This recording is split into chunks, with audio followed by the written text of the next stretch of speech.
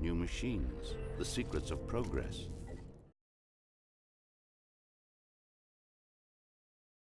From Y Combinator, which is one of the world's most influential seed accelerators.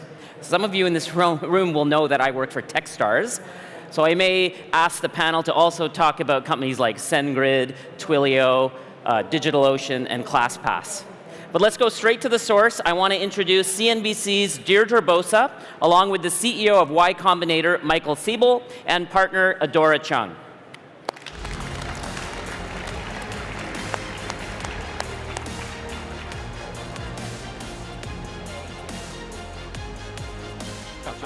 Thanks for the intro, man. Okay. Oh, all right.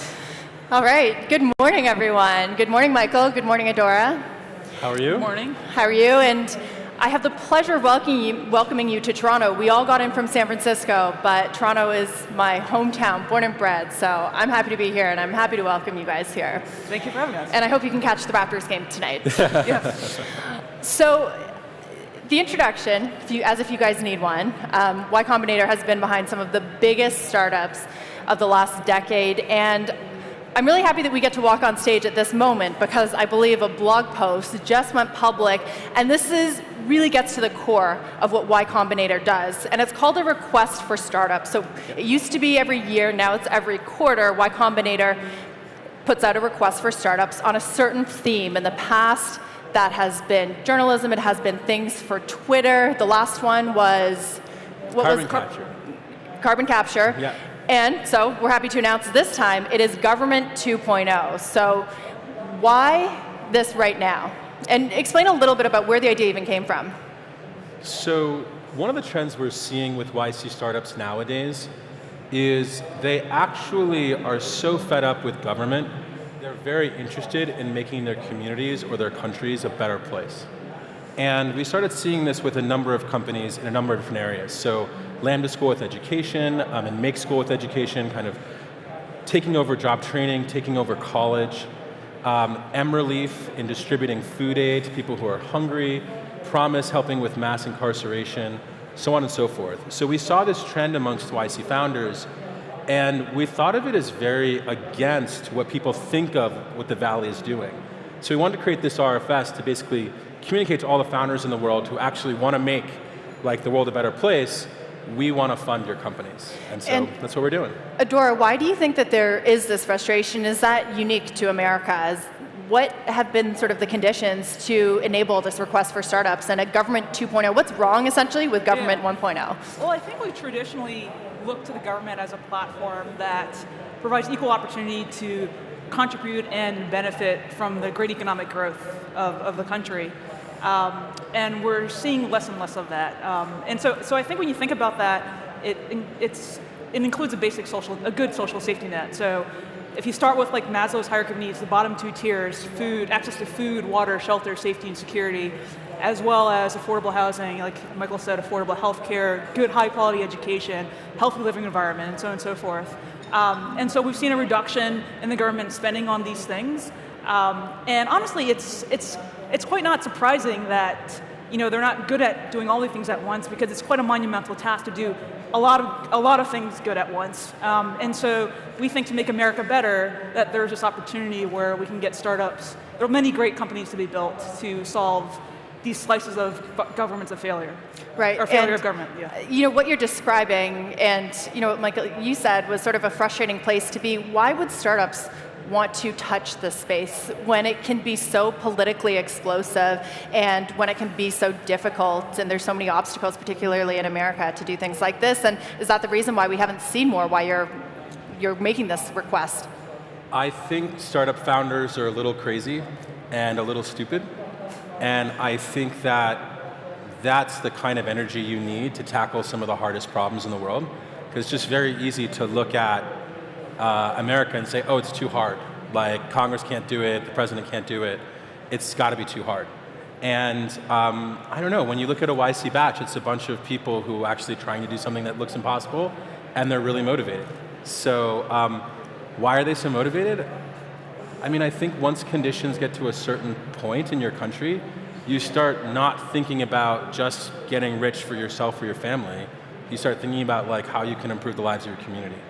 Is it not a scary place, though, when you have this tech backlash and regulations being decided against, America's biggest tech companies like Facebook and Google and Amazon?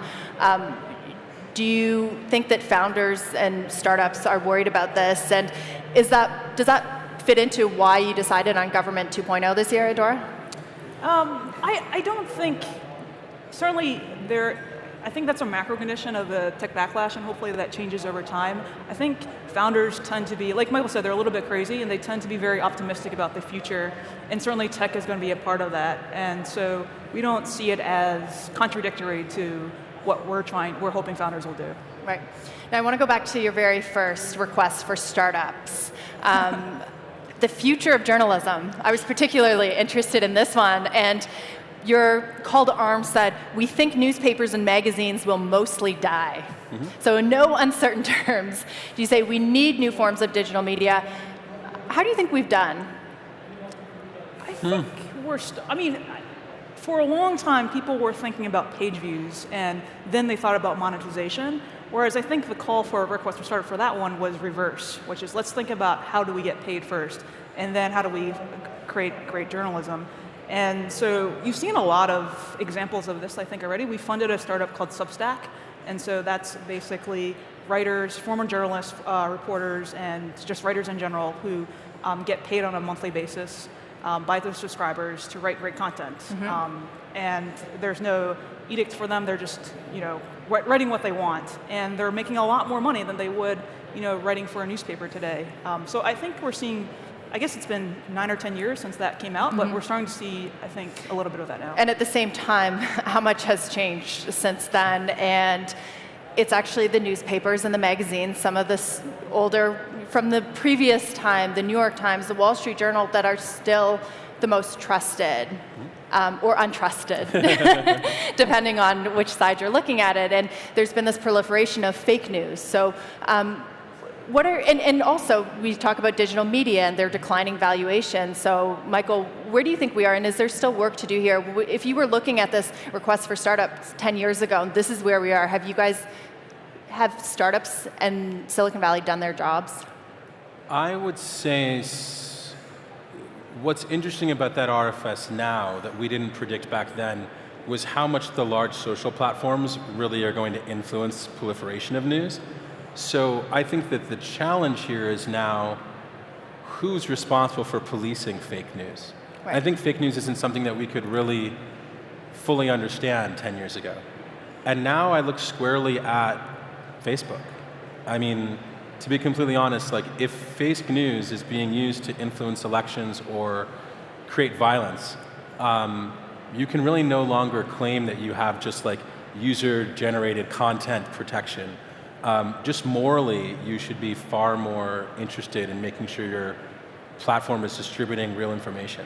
Yeah, we actually have an RFS for this specifically in combating fake videos, because you probably know, but if you Google around for videos, it's very scary what AI can do today. And so we think it's similar to Government 2.0. It's very key that we fix this. So it's interesting, we've kind of come full circle here. We talked about Government 2.0 and maybe some of the hesitations of tech companies to get into this space, but at the same time, how do you now regulate? Do you leave that up to the government, or do you do a request for startups and have the technology industry regulate itself? I think that government moves at an appropriate pace. Like, I think that government always needs to lag innovation with regulation, or else they're going to over-regulate and destroy. And I think that you've seen kind of cities get wise to a lot of the regulations that maybe should have had in place before. I think government probably has a role to play in regulation, but I actually think it's more interesting to talk about the moral obligation of the CEOs running this companies. Because I think at the end of the day, you can compete over revenue, but at some point you have to look around at the country you're in and the world you're in and ask yourself, like, am I going to build a legacy by building the largest company by revenue, or am I build a legacy by solving the most important problems that exist in the world? That's a really great point that you brought up, the moral obligation of founders and startups, but the way that startups and founders operate now, and you see a lot of these companies now coming to public markets with majority power, majority control of the companies. How important is that to you when you're investing in this seed round? And do you need to know what a founder wants to do with regards to regulation and discipline and controls within the company? Well, I mean, I think what's interesting about this RFS is that, like, for these companies, I think the kind of financial gain and the moral responsibility are completely aligned. You know, these are companies that have an impact goal in addition to wanting to be sustainable and self-funding and for-profit. And I think that more and more that's going to be the model for companies. And they're either going to come in and start that way, or they're going to morph into that. Because I think at some point, you know, if you're Amazon, if you're Facebook, you've got to ask yourself, like, what else are we, like, what's the next goal, right? Like, what else are we trying to do here? And I think that, like, you know, one of the things I've been waiting for these platforms to do is pick some social project and nail it, like voter registration. Any of the top 5 platforms could just make America effectively 100% voter registered within a year. And, like, if any of them chose to do something like that, they'd all have to compete over some other impact goal, and then actually start moving the ball on those goals. I feel like that's an optimistic way of looking at it, but and maybe you have to be, but the journalist, so I'll be the skeptic. And Adora, you brought up the example of Facebook, and there's still a lot of people unhappy with the steps that Facebook has not taken. So when you get to that size, nearing $1 trillion in market cap, and the founder still is slow or, you know, not fulfilling what he promised years ago, how can you trust? And I'll give you another example, is Uber, right? They had a year of crisis after crisis. They had to get rid of the CEO, and that may not be as straightforward in other cases. I think there are a couple ways to look at this. One is we don't have all the information that the CEO has, and so the way it might look like the way a CEO is making a decision is antithetical to what we would do. So I guess I would have a little empathy for the CEO in that in most scenarios, but overall, I mean, when we invest in the startup, we personally have a code of ethics, and if you violate any one of those things, you're out. And we just hope that, you know, as you're growing fast, as you're hiring people, that you just follow it and you put good people around you. And so we try to help the founders put good people around them as they scale. Is that a big part of when a company comes in and gives you their pitch, and you have that pitch day of company after company? How important is it to know, sort of, or at least get a sense of the morals of that leader? What's interesting is that it ends up coming out a lot in the application phase. A lot about how they talk about their company, how they talk about their past in the application kind of gives you a sense of their morals. When we do interviews, it's not really a pitch, it's more of an interview. Yeah. So it's less there, but it's interesting what people will write in an application. Like, they will write some pretty interesting things. Now, I know that Y Combinator is very, very early, seed stage investment, but what I do at CNBC is typically watch this progression, going from the seed stage until that big IPO moment. And there have been several big IPO moments this year, some good, some not very good at all. And you sort of see these two tracks. You have the Uber and Lyfts that are losing so much money, and you have sort of the Zooms and the software and the enterprise companies that are doing very, very well in public markets. Is that something you think about in the earliest stages, how this might be received, what their end game is? Do you want companies to ultimately go public, or do you care if they're acquired instead? I mean, interestingly enough, it takes so long, you know, from when we write a check to when we expect a company to have a great exit, might be 10 to 15 years. A lot of our focus is on, are they actually solving a problem for their customer, and do they actually understand their customer? I think that, like, when we talk to our post-product market fit companies, we have this program called the YC Growth Program, where we actually help them hire and, like, train executives and kind of learn how to set up HR policies and all the things you need to do when actually building a company. And I think at that point, we really engage in a conversation with them about where they want to go, where they want to take this, and how they set themselves up for success. But at the extreme early stage, product market fit's just binary. And so, you know, we kind of tell them, like, stay really small, stay really lean, and just focus on serving your customer. Adora, how long are you involved with the company? Do they come back to you after their Series D, Series E? We're involved with them from beginning to end, Okay. whether they die or whether they IPO. And so, like real quick, we're often the first check in the company. We have once they're ready for a Series A program, we help them. We also invest Series B and above, and we, like Michael said, we have a growth program where we're over 50 employees. We help you scale. Some of the biggest challenges then are usually not coding, but hiring and firing and stuff like that. So then you guys are in the perfect position to answer the question, are companies staying private for too long? There is so much money now in private markets. You've got the addition of SoftBank, which has a $100 billion fund just to invest in techs in the late stage, making it possible for companies to stay private for much longer. But you see, when they go public, sometimes their best growth days are behind the company. So you think about who's getting rich from these companies, and it kind of goes against the philosophies that you guys have said, right? You want to better the world. But for example, when you have an Uber go public after it's about a decade old, it's making its earliest shareholders very rich. It's not making its drivers rich, and it's not making a lot of the public rich in terms of that trajectory and public market investors being able to invest. So, you know, our company's staying private for too long. Yeah, Dora, what do you think? I mean, I think founders have the ambition to IPO, at least the ones we invest in. And so whether they need to stay public or not, or whether they need to stay private or not, is not just a function of their ambition, but also the many people around them, what's good for the employees, what's good for the investors. And so from our perspective, I mean, one of the reasons why we don't have a very strong opinion on this is because we're just so focused on the founder, him or herself, that, we don't give an opinion, I guess, on those kind of things. Michael, anything to add there? Yeah, I mean, I think it's the founder's decision. I think that there are lots of bad parts about going public that give a lot of founders pause, and that haven't been reformed. So I kind of separated out, like, whether or not Uber goes public at whatever time, I think of as less important. I think of as more important is that they have a positive relationship with their drivers.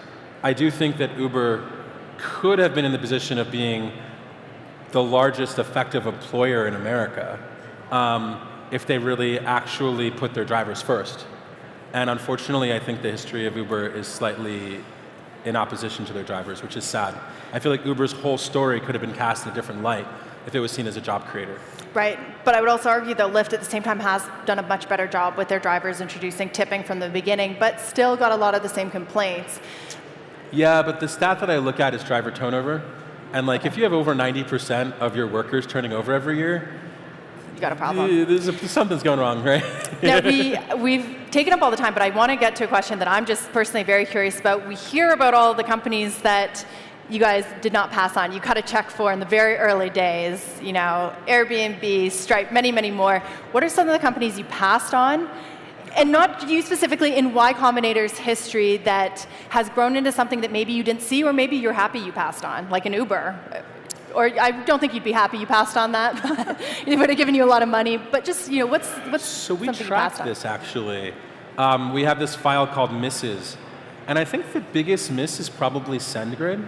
What is it? SendGrid, exactly. It's a good company, but it's not the most famous. So we're pretty good.